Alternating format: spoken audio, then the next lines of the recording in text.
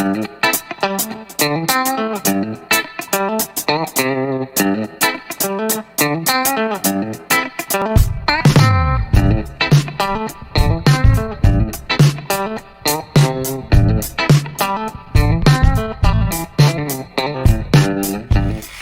bem-vindo, seja bem-vinda, meu irmão, minha irmã querida, graça e paz.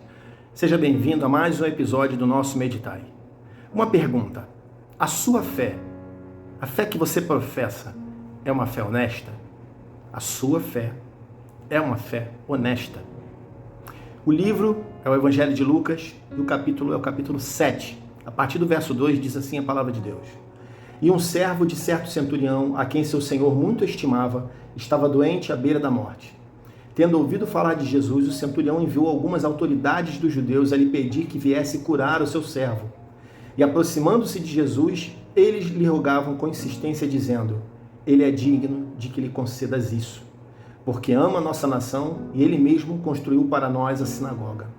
Jesus foi com eles, mas quando já estava perto da casa, o centurião enviou alguns amigos para dizer-lhe: Senhor, não te incomodes, pois não sou digno de que entres debaixo do meu teto.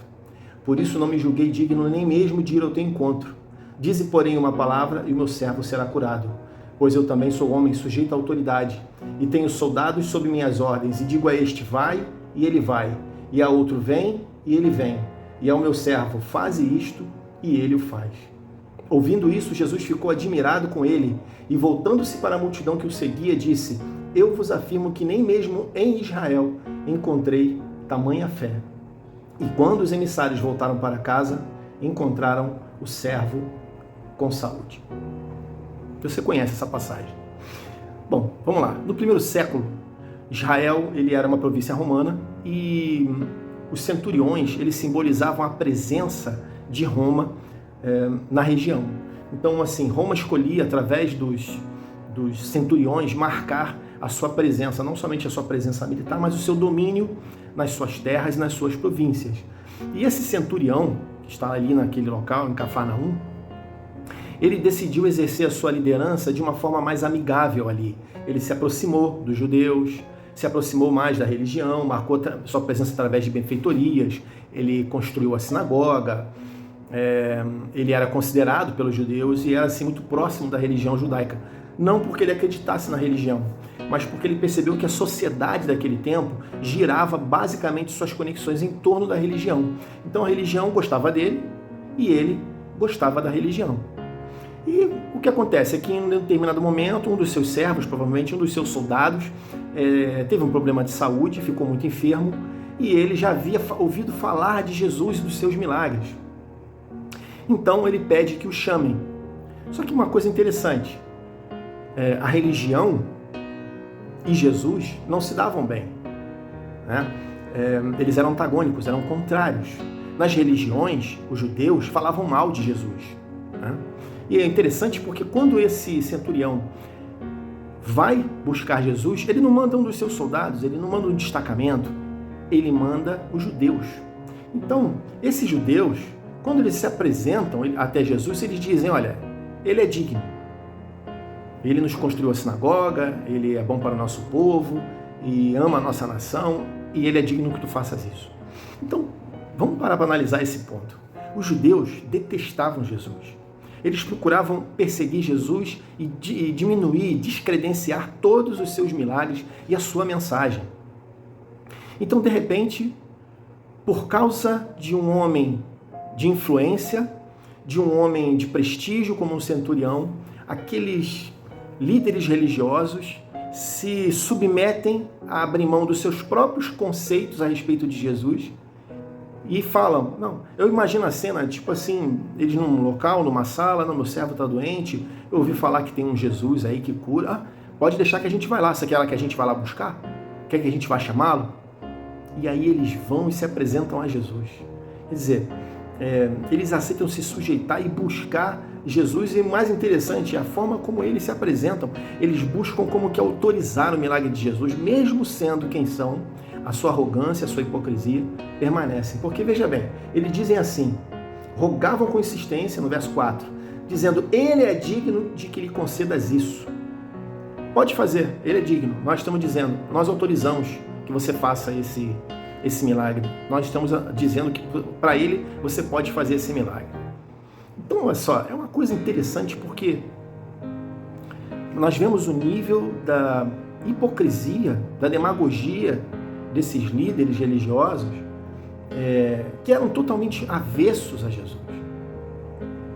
E quando existe uma condição que pode lhes trazer algum tipo de benesse, um jogo de interesses, quando eles estão ali tentando de alguma forma fazer um agrado, lamber as botas do centurião, então eles mesmos se prontificam aí, até aquele que eles declaram publicamente que é um mentiroso, que faz os seus milagres pelo príncipe dos demônios e que afrontam o tempo todo a sua mensagem, que o perseguem, e aí então eles vão lá e pedem para que ele faça, insistem para que ele faça o milagre, dizendo: esse é digno, você pode fazer isso, é digno que você faça um negócio desse. Então olha só, a gente para pensar assim, esses líderes religiosos, esses judeus, eles eram os mesmos que, se você virar umas páginas antes aí, você vai ver que eles são os mesmos que ignoraram Jesus quando o Senhor expulsou o demônio dentro da sinagoga, né? Esses líderes são os mesmos que, assim, realmente não se apresentaram. Se você olhar um pouco mais à frente, depois desse relato de Lucas 7, nós temos ali um funeral do filho da viúva de Naim, que também é ali da região. Você não vai ver nenhum líder religioso ali, nenhum deles falando para Jesus: olha, pode curar, pode ressuscitar esse morto, ele é digno. Não.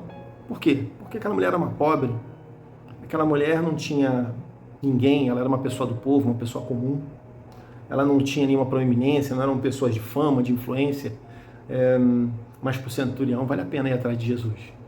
Para o centurião vale a pena se sujeitar e pedir a ele que cure o servo do centurião, né? Vale a pena deixar de lado as críticas, o desprezo, né, do Senhor, e ainda tentando se aparecer por cima, autorizando que Jesus opere o milagre da cura do servo, como se eles tivessem alguma autoridade para fazer isso. Mas é interessante, Jesus segue com eles.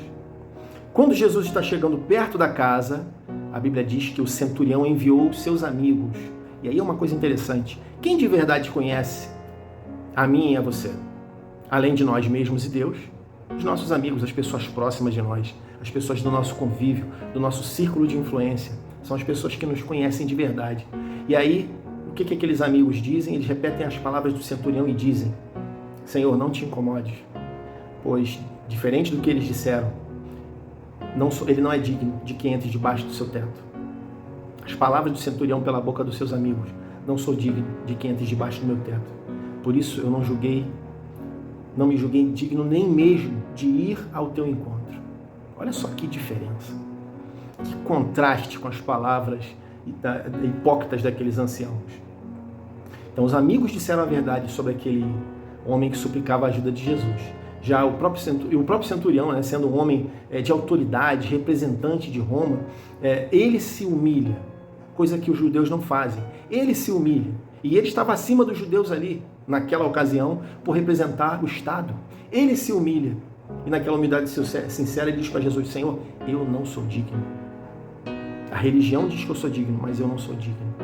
Então, assim, hoje a gente vê muitas demonstrações de fé que não tem aprovação de Deus, por serem fé interesseira, fé fingida, desprovida de verdade. A gente vê assim, no meio artístico, no meio gospel agora aí, um monte de gente que se consideram dignos, consideram pessoas, boca de Deus falando, mas que nas entrelinhas não tem autoridade nenhuma. Então, assim, a gente vê pessoas se ostentando, às vezes, talvez até conosco mesmo aconteça isso. Pessoas porque a religião ela vai olhar a gente e vai nos ver por aquilo que a gente demonstra. A nossa imagem, a imagem exterior, ela pode enganar. Então são pessoas que às vezes aos olhos humanos vão olhar e vão ver e vão dizer: não, ele é digno, ele prega muito bem, não, ele é um ministro do louvor muito bom, é uma obreira excelente, não, tem uma vida dedicada à igreja, não, é uma pessoa de muitos anos na igreja. E essa falsa aparência, esse falso testemunho é como aquela figueira linda, formosa, frondosa, mas que não tinha fruto algum. Então, assim, por trás de tudo isso, muitas vezes se escondem vidas disfuncionais, lares disfuncionais, famílias disfuncionais, omissões, pecados, falta de testemunho. Deus está longe de tudo isso daí. Então, nenhum de nós, na verdade, é digno de receber nada de Deus. Todos somos pecadores. Todos somos pecadores. Nós pecamos constantemente. E se dissermos que não, estamos mentindo. Porque quando a Escritura vai nos revelar ali a nossa falha, ela fala, nós pecamos de todas as formas possíveis. E se cometemos um único pecado no dia, é suficiente para nos tornarmos indignos diante de Deus. Um único pecado. Então, assim, e porque a gente faz isso de uma forma constante, nós nos tornamos indignos constantemente, se não for a graça de Deus. Tudo o que nos resta é a graça que nos assiste nessa condição de miséria espiritual e nos torna o que não somos por nós mesmos, pelos meios humanos e naturais. Nos torna dignos. Aleluia. Então, assim, o centurião era digno para a religião, mas para si mesmo e para os seus amigos, ele, na verdade, era indigno. Então, assim, na percepção religiosa, longe de Jesus, nós podemos nos considerar, assim, dignos, né? Mas quando Jesus está chegando, quando ele se aproxima da gente, fica claro que a nossa dignidade é apenas uma sombra. É uma percepção, na verdade, das pessoas. E às vezes uma percepção nossa mesmo, por conta daquilo que a gente gosta, daquilo que a gente faz, daquilo que a gente fala, né? E aí as pessoas dizem, ele é digno.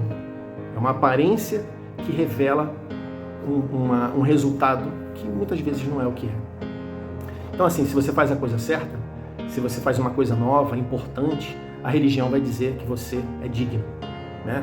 Se você é consagrado, é um líder, é um obreiro, é um pastor, para a religião você é o cara, né?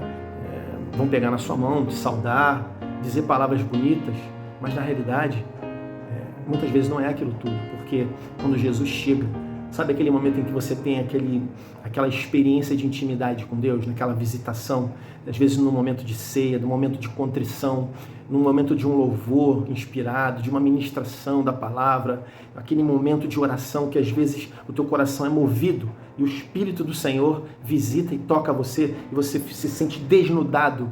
Naquele momento você vê, quando você está totalmente nu, descortinado, aí você vê a sua verdadeira imagem. Essa imagem nunca é de um ser digno. É a imagem de alguém indigno, falho, impuro, pecador. De alguém que carece da misericórdia, que carece da graça de Deus. Então o que a religião sabe a respeito da gente não é a verdade.